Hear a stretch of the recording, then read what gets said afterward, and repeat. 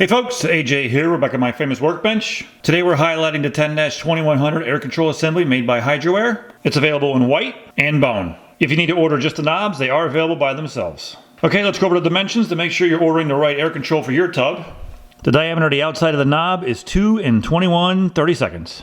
The diameter of the stem itself is 1 inch and 9/32. The overall length of the knob is 2 5/8. The diameter of the body of the air control where it goes into the tub is 1 5/8 inch. It receives 1 inch PVC pipe.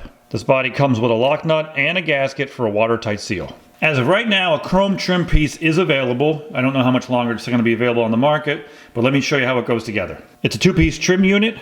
The bottom piece will just snap right over the body itself, and the top just goes right over the knob.